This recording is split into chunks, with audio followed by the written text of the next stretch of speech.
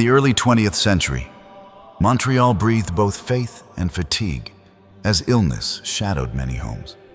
Saint André Bessette moved quietly through corridors of suffering, carrying no medical authority, only prayer, humility, and a trust that God listened closely to whispered desperation. Those who encountered Saint André Bessette sensed an unusual stillness around him, as if noise softened in his presence. He spoke gently, never promising outcomes. Yet his eyes reflected certainty that heaven could bend toward human pain at any chosen moment. Among the many who sought him was a woman burdened by fear, her body marked by hard, growing masses in her chest. Doctors had spoken carefully, leaving silence where hope should have lived, and nights stretched endlessly beneath unanswered prayers. She approached Saint André Bessette not demanding relief, but seeking mercy. Her steps were slow, breath measured, heart heavy.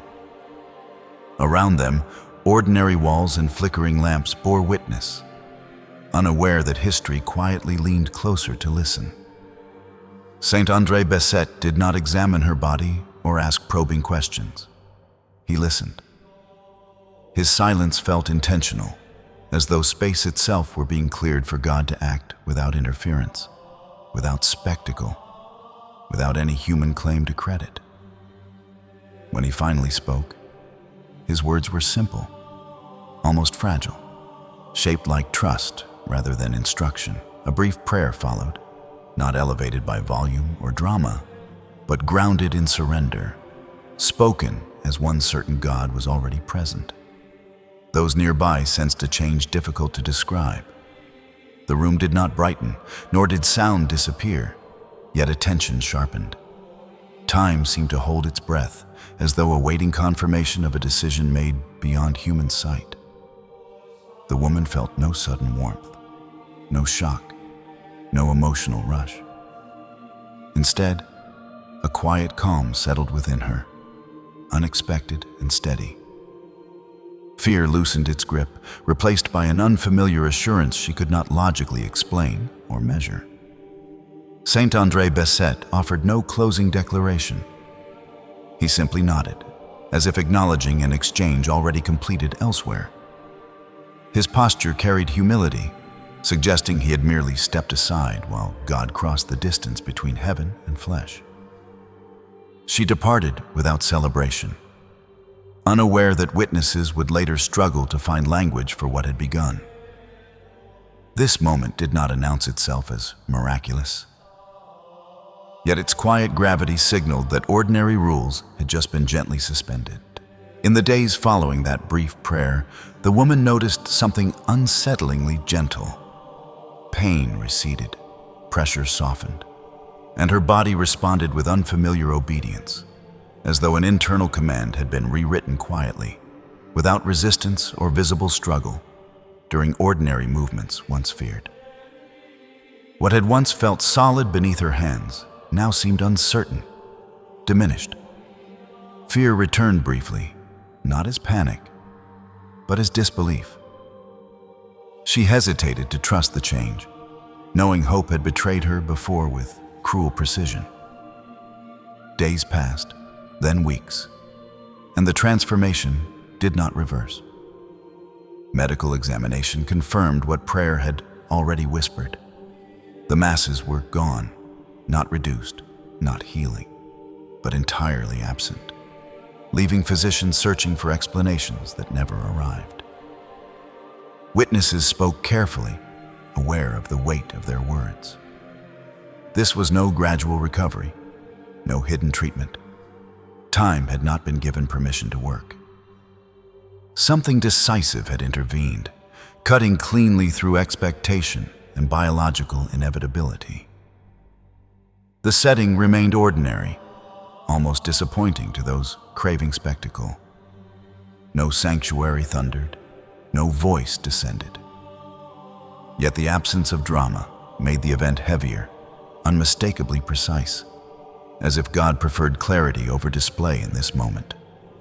Saint André Bessette responded without triumph. He redirected attention upward, insisting the mercy belonged to God alone.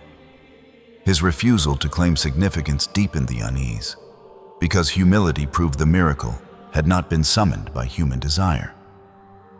Those present struggled to reconcile what they had seen with what they believed possible.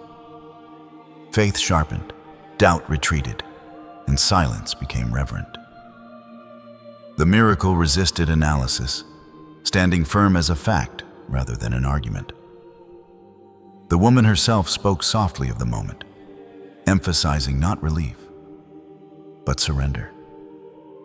She described being seen, not fixed. Healing followed recognition, as though God addressed her existence before addressing her illness directly. In that intersection of prayer and flesh, time seemed briefly irrelevant. Cause and effect lost their sequence. What mattered was the undeniable outcome, anchored to a specific moment, a specific place, and a servant who stepped aside. This was not medicine elevated by chance, nor belief amplified by imagination. It was intervention, clean, complete, and irreversible, leaving behind a silence filled not with confusion, but with awe that demanded no embellishment. News of the healing traveled quietly, carried not by spectacle, but by testimony. Those who heard it sensed something weightier than excitement, a reverent disturbance, as if reality itself had briefly shifted, leaving faith less theoretical and far more demanding. For the woman, life resumed without triumphal language. Ordinary mornings returned, yet each breath carried memory. Her body no longer argued with existence. Gratitude replaced fear, forming a steady awareness that she had been addressed personally by God. Saint André Bessette continued his path unchanged, refusing elevation. He spoke rarely of the event, guarding it from exaggeration. In his restraint, observers recognized a deeper truth. Miracles endure best when protected from human ownership. The Church examined the testimony carefully, weighing witnesses, circumstances, and medical evidence. Time did not erode the account. Instead, consistency strengthened it, until doubt yielded to recognition that something beyond nature had unmistakably occurred. This miracle did not announce a theology. It revealed presence. God was not distant, symbolic, or abstract. He entered flesh, rewrote outcome, then withdrew quietly, leaving behind transformed lives rather than arguments demanding resolution. Those who reflected on the event found their prayers altered. They spoke less urgently, listened more carefully. Expectation matured into trust, shaped by the realization that God intervenes not on command, but in perfect, sovereign timing. The legacy of Saint André Bessette rests not in the miracle alone, but in his posture. He stood as a doorway, never a destination, reminding believers that holiness often appears quiet while heaven works decisively behind it. Years passed, yet the account retained its clarity. Memory did not embellish it. Instead, restraint preserved its authority, allowing the miracle to remain what it was, an interruption, not a performance, sealed by humility and truth. For those who hear this story today, the impact is subtle but firm.